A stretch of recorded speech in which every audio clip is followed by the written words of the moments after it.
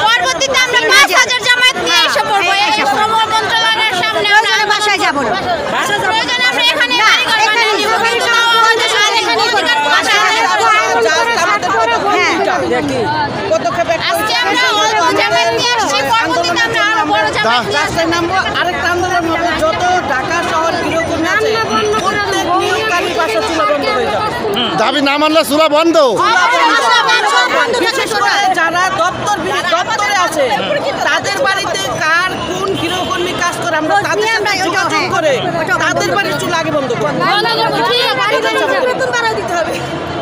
যাক ধন্যবাদ এসপি মহোদয়ের মাধ্যমে আমাদের স্মারকলিপিটা উপদেষ্টা দপ্তরে মানে এটা আমরা তাদের মাধ্যমে আমরা পৌঁছেছি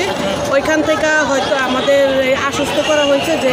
আমাদের যে স্মারকলিপিটা আছে সেটা তারা রিসিভ করছে তারা নির্দিষ্ট সময় নির্দিষ্ট তারা কোনো সময় দেয়নি যে আমরা অমুক তারিখে বা অমুক সময় আমরা এই জিনিসটা দেখবো বা জিনিসটা আমরা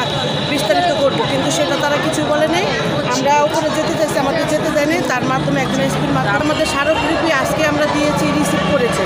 তারা যদি এর পদক্ষেপ না নেয় তার পরবর্তীতে আমাদের যে উপরের মহলের যে যদি